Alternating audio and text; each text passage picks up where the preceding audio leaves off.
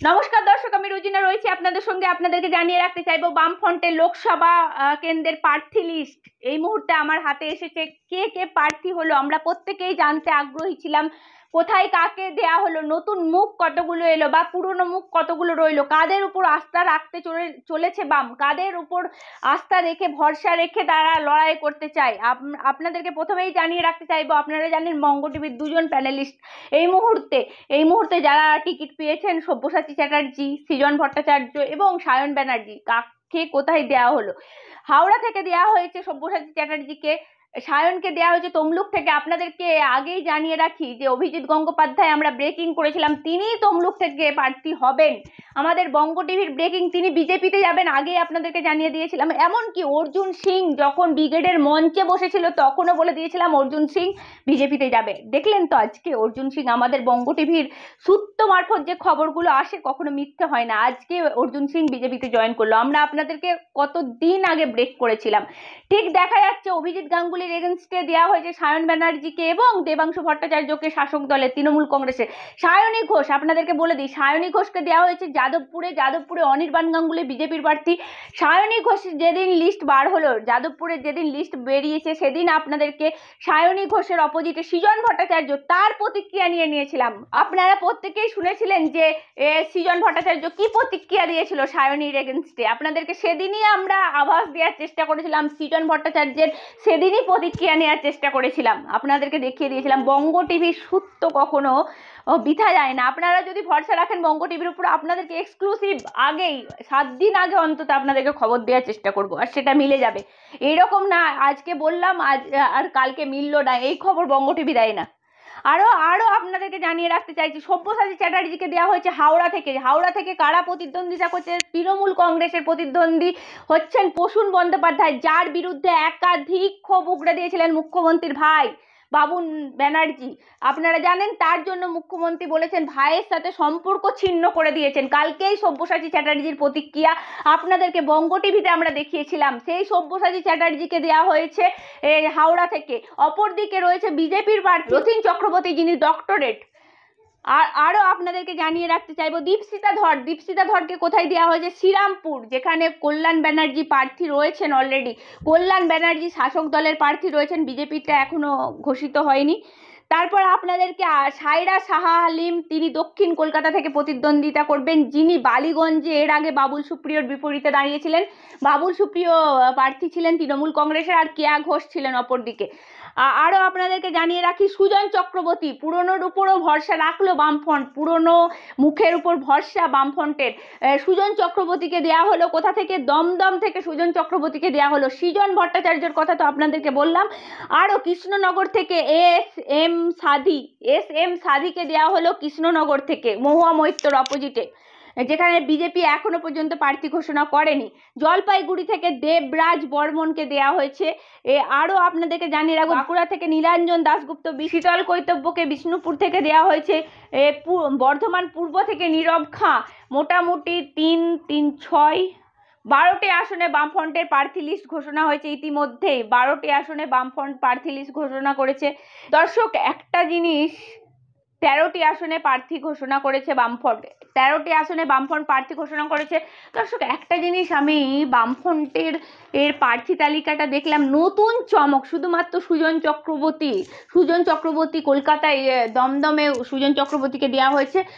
প্রার্থী লিস্ট দেখে অবাক হচ্ছি না, কারণ কেন? প্রার্থী লিস্ট নতুনদের উপরেই ভরসা রেখে এগোতে চলেছে। সেটা আমরা বিধানসভা ভোটের সময়ও দেখেছিলাম, বামফ্রন্টকে নতুনদের উপর ভরসা রেখে তারা অনেকটা পথ চলতে শুরু করেছিলেন। এদিকে আইএসএফকে 8টা আসন তারা ছাড়বে, আইএসএফকে অলরেডি 8টা আসন ছাড়বে। আইএসএফ এর তরফ থেকে জানানো হয়েছিল যদি বিকাশ রঞ্জন ভট্টাচার্য যাদবপুর থেকে লড়াই করেন তাহলে তারা আইএসএফ এর কোনো প্রার্থী দেবে না, কিন্তু যদি বিকাশ রঞ্জন ভট্টাচার্য যাদবপুর থেকে লড়াই না করে তাহলে আইএসএফ এর প্রার্থী দেওয়া হবে। আপনাদেরকে আরো জানিয়ে রাখতে চাইবো, তমলুকে সায়ন ব্যানার্জিকে পাঠানো হলো। সায়ন ব্যানার্জির নিজের গড় যেখানে যাদবপুর, সায়ন ব্যানার্জি নিজের গড়, তিনি সোনারপুরে থাকেন, তাকে দেওয়া হলো তমলুক। রীতিমতো দেখা যাচ্ছে লড়াই হবে, তবে হাওড়া থেকে সব্যসাচী চ্যাটার্জি লড়াই দেবেন, তিনি কাল থেকেই লেগে পড়েছিলেন। আপনারা দেখতে পেয়েছিলেন, প্রথমেই আপনাদেরকে কাউন্টার দেখিয়ে দিয়েছিলাম, তারপরে দেখা যাচ্ছে সৃজন ভট্টাচার্য, সায়নী ঘোষের অপোজিটে সৃজন ভট্টাচার্য, এই তো বামফ্রন্ট বলে বলে রীতিমতো দেখা গেল লড়াই হবে। সৃজন ভট্টাচার্য বলেছেন লড়াই হবে, সায়নী ঘোষের অপোজিটে লড়াই হবে, তবে ওনারা ব্যক্তিগত কোনো আক্রমণ করবেন না, ওনারা লড়াইয়ের পথে হাঁটবেন। এর মধ্যে কটা লিস্ট কি হতে পারে সেটা আমি বলে দিতে পারি, কিন্তু এখনই আপনাদেরকে জানানোর প্রয়োজন নেই, রীতিমতো আরও একটু ওয়েট করুন। পুরো প্রার্থী লিস্ট আসতে দিন, কংগ্রেসের তরফ থেকে, আইএসএফ এর তরফ থেকে আপনাদেরকে অবশ্যই জানাবো। তবে জাস্টিস গাঙ্গুলির এগেনস্টে যদি সায়ন ব্যানার্জি হয় সেটা একটু ভাবার বিষয় আছে, আপনারাও ভাবতে পারেন। আর কমেন্ট বক্সে কি বলবেন, এই বামফ্রন্টের যে প্রার্থী লিস্ট আপনাদের সামনে দেখানো হচ্ছে এটা নিয়ে কি বলবেন, আপনারা কমেন্ট বক্সে অবশ্যই কমেন্ট করতে পারেন। আপনারা কি জানাতে চাইছেন, জাস্টিস গাঙ্গুলির অপোজিটে সায়ন ব্যানার্জি, কি হতে চলেছে, খেলা হতে চলেছে। আর দেবাংশু ভট্টাচার্য, আগেই আপনাদেরকে বলেছি দেবাংশু ভট্টাচার্য অলরেডি রয়েছে, জমি আঁকড়ে পড়ে রয়েছে, জমি আমরা দেখেছি, সেটা আমরা বিধানসভা ভোটের সময়ও দেখেছিলাম। বামফ্রন্টকে নতুনদের উপর ভরসা রেখে তারা অনেকটা পথ চলতে শুরু করেছিলেন। এদিকে আইএসএফ কে 8টা আসন তারা ছাড়বে, আইএসএফ কে অলরেডি 8টা আসন ছাড়বে। আইএসএফ এর তরফ থেকে জানানো হয়েছিল যদি বিকাশ রঞ্জন ভট্টাচার্য যাদবপুর থেকে লড়াই করেন তাহলে তারা আইএসএফ এর কোনো প্রার্থী দেবে না, কিন্তু যদি বিকাশ রঞ্জন ভট্টাচার্য যাদবপুর থেকে লড়াই না করে তাহলে আইএসএফ এর প্রার্থী দেওয়া হবে। আপনাদেরকে আরো জানিয়ে রাখতে চাইবো, তমলুকে সায়ন ব্যানার্জিকে পাঠানো হলো। সায়ন ব্যানার্জির নিজের গড় যেখানে যাদবপুর, সায়ন ব্যানার্জির নিজের গড়, তিনি সোনারপুরে থাকেন, তাকে দেওয়া হলো তমলুক। রীতিমতো দেখা যাচ্ছে লড়াই হবে, তবে হাওড়া থেকে সব্যসাচী চ্যাটার্জি লড়াই দেবেন, তিনি কাল থেকেই লেগে পড়েছিলেন। আপনারা দেখতে পেয়েছিলেন, প্রথমেই আপনাদেরকে কাউন্টার দেখিয়ে দিয়েছিলাম, তারপরে দেখা যাচ্ছে সৃজন ভট্টাচার্য, সায়নী ঘোষের অপোজিটে সৃজন ভট্টাচার্য, এই তো বামফ্রন্ট বলে বলে রীতিমতো দেখা গেল লড়াই হবে। সৃজন ভট্টাচার্য বলেছেন লড়াই হবে, সায়নী ঘোষের অপোজিটে লড়াই হবে, তবে ওনারা ব্যক্তিগত কোনো আক্রমণ করবেন না, ওনারা লড়াইয়ের পথে হাঁটবেন। এর মধ্যে কটা লিস্ট কি হতে পারে সেটা আমি বলে দিতে পারি, কিন্তু এখনই আপনাদেরকে জানানোর প্রয়োজন নেই, রীতিমতো আরও একটু ওয়েট করুন। পুরো প্রার্থী লিস্ট আসতে দিন, কংগ্রেসের তরফ থেকে, আইএসএফ এর তরফ থেকে আপনাদেরকে অবশ্যই জানাবো। তবে জাস্টিস গাঙ্গুলির এগেনস্টে যদি সায়ন ব্যানার্জি হয় সেটা একটু ভাবার বিষয় আছে, আপনারাও ভাবতে পারেন। আর কমেন্ট বক্সে কি বলবেন, এই বামফ্রন্টের যে প্রার্থী লিস্ট আপনাদের সামনে দেখানো হচ্ছে এটা নিয়ে কি বলবেন, আপনারা কমেন্ট বক্সে অবশ্যই কমেন্ট করতে পারেন। আপনারা কি জানাতে চাইছেন, জাস্টিস গাঙ্গুলির অপোজিটে সায়ন ব্যানার্জি, কি হতে চলেছে, খেলা হতে চলেছে। আর দেবাংশু ভট্টাচার্য, আগেই আপনাদেরকে বলেছি দেবাংশু ভট্টাচার্য অলরেডি রয়েছে, জমি আঁকড়ে পড়ে রয়েছে, জমি আমরা দেখেছি, জমি আঁকড়ে রয়েছেন। তবে আমি খোদ তমলুকে জাস্টিস গাঙ্গুলির সাথে গিয়ে যা দেখেছি, এক্স জাস্টিস গাঙ্গুলির সঙ্গে যা গিয়ে দেখেছি, আপনারা অনেকেই বলেছিলেন লাইভে এসে বলুন আপনার এক্সপিরিয়েন্স, মানুষের অঢেল ভিড়, শুধু জাস্টিস গাঙ্গুলিকে দেখবে বলে, কথা শুনবে বলে নয়, শুধু দেখবে বলে, জাস্ট একবার চোখের দেখা দেখবে বলে মানুষের ভিড় উপচে পড়ছে। একটা জায়গা 5 মিনিট 6 মিনিট করে আমরা এগোচ্ছি, দেখছি মানুষের ভিড়, অসংখ্য মানুষের সমর্থন, মানুষের ফুল উত্তরীয় নিয়ে তারা বরণ করে নিচ্ছেন। জাস্টিস গাঙ্গুলিও খুব খুশি হয়েছেন, তিনি মানুষের মধ্যে এত আবেগ দেখে। অনেকেই বলেছিল কোর্টরুমের বাইরে লালবাড়ি ছেড়ে যখন মাঠে নামবেন তিনি হয়তো ওই এত কিছুর ভিড়ে তিনি হয়তো হারিয়ে যাবেন, বা তিনি হয়তো ফিরে বাড়ি চলে যাবেন, এরকম কিন্তু দেখলাম না। আমি সারা দিনের সফর সঙ্গী ছিলাম জাস্টিস গাঙ্গুলির সঙ্গে। তমলুকের মানুষের আবেগ, নন্দীগ্রামের মানুষের আবেগ, সংখ্যালঘু মানুষের আবেগ, আপনাদেরকে সমস্তটা তুলে ধরার চেষ্টা করেছিলাম। কি হতে চলেছে, খেলা তো জমেই উঠেছে এই মুহূর্তে দাঁড়িয়ে। এই খেলা সেই খেলা নয়, এই খেলা মানুষ মারার খেলা নয়, এই খেলা হচ্ছে গণতান্ত্রিক পদ্ধতিতে ভোট দেওয়ার খেলা। এই খেলায় কে জিতবে কে হারবে সেটাই এই মুহূর্তে নির্ধারণ করবেন মানুষ।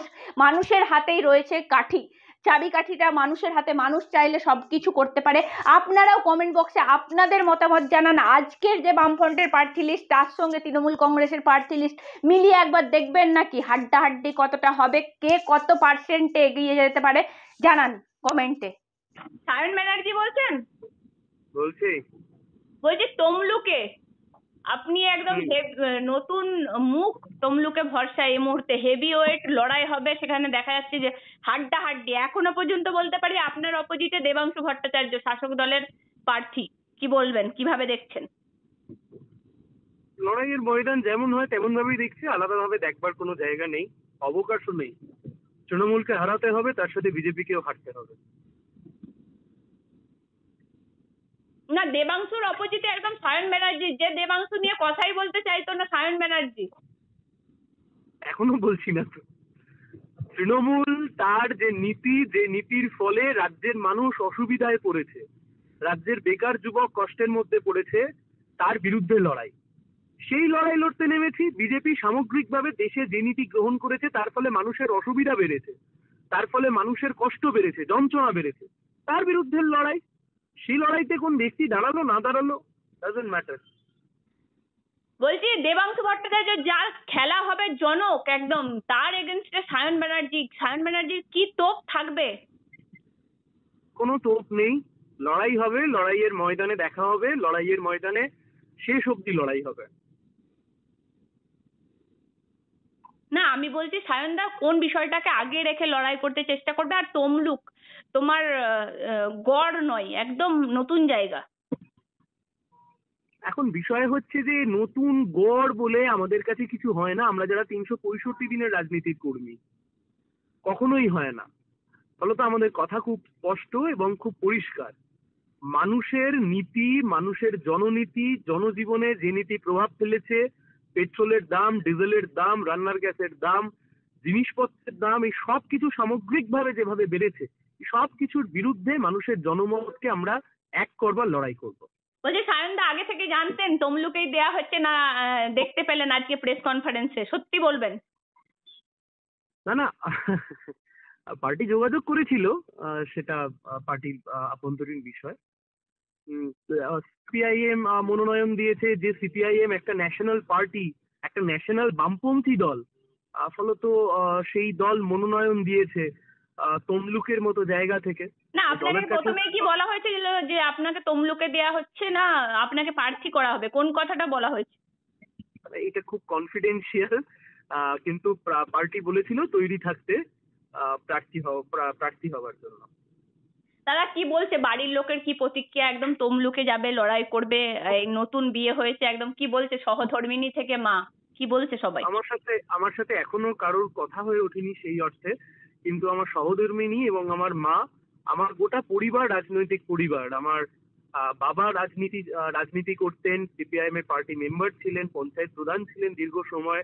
মা পার্টি মেম্বার 1985 সাল থেকে, বাবা পার্টি মেম্বার 1980 সাল থেকে। ফলত আমরা রাজনৈতিক পরিবারেই বড় হয়ে ওঠা, ফলত আমার পরিবারের কাছে এটা নতুন কোনো বিষয় নয়।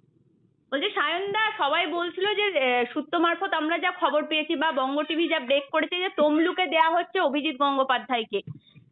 তো সেই অর্থে দেখা গেলে দেবাংশু ভট্টাচার্যকে বলা হচ্ছিল যে 41টা প্রার্থী দেওয়া হয়েছে, তার মধ্যে মুরগি শুধুমাত্র আমাকেই করা হয়েছে, মানে 42টা। সে অর্থে আপনাকে আবার তমলুকে দেওয়া হয়েছে, আপনি কি বলবেন? আপনাকেও কি সেই মুরগিই করা হলো নাকি? দেখুন, যে ব্যক্তি কোনোদিন রাজনীতি করেননি, যে ব্যক্তির সাথে রাজনীতির দূর দূর কোনো সম্পর্ক নেই, যে ব্যক্তি রাজনীতির ময়দানে নতুন, মুরগি হলে তিনি হতে পারেন, আমি এইটুকু বলতে পারি। না, দেবাংশু ভট্টাচার্যকে মুরগি করা হয়েছে সোশ্যাল মিডিয়ায়। আমি আবার আপনাকে বলছি, দাদা, বারবার দেবাংশু ভার্সেস সায়ন ব্যানার্জি, সেটা বঙ্গ টিভিতে বারবার দর্শক দেখে এসেছে, আপনি আজকে নতুন নয় কিন্তু। আমি আবার আপনাকে বলছি, আপনি যতই আমার মুখ থেকে অন্য কিছু বের করার চেষ্টা করেন, আমি সেটা বলবো না। আমি আপনাকে আবারও বলছি, রাজনীতির ময়দানে নতুন যদি কেউ এসে থাকে, আমি তাকে অভিনন্দন জানাতে পারি, এর চাইতে বেশি আমি কি বলবো। ও লড়াইয়ের ময়দানে লড়তে নামছি মানে জেতার জন্য লড়তে নামছি। না, আপনিও কি এটাই বলবেন যে অভিজিৎ গঙ্গোপাধ্যায় থেকে আপনিও কিছুটা সিনিয়র, যেটা দেবাংশু বলেছে অলরেডি? দেখুন, যিনি এখনো প্রার্থী হননি, আমি তাকে কি বলতে পারি? আগে উনি প্রার্থী হন, তারপরে এইসব প্রশ্নের আমি উত্তর দেবো। তবুও কি বলতে চাইবে? তোমার দুই প্রতিপক্ষ, একদিকে বিজেপি যে থাকবে, আর অলরেডি দেবাংশু আছে বলেই বলছি, কি বলবে তার উদ্দেশ্যে? উদ্দেশ্য তো আমি এটাই বললাম, লড়াই হবে, লড়াইয়ের ময়দানে লড়াই হবে। আর নতুন প্রজন্ম কতটা আশাবাদী? আপনাকে এই যে প্রার্থী করা হয়েছে, কি মনে হচ্ছে? নতুন প্রজন্ম আলাদা করে কোনো বিষয় নেই, সবাই আশাবাদী। বামপন্থীদের দিকে মানুষের ঝোঁক বাড়ছে, আগ্রহ বাড়ছে। শেষবারের পঞ্চায়েতের ভোট, শেষবারের পৌরসভার ভোটও তা কার্যত চোখে আঙুল দিয়ে দেখিয়ে দিয়েছে। দাদা, সব্যসাচী চ্যাটার্জি আপনার সিনিয়র একদম দাদা, তিনিও হাওড়া থেকে টিকিট পেলেন।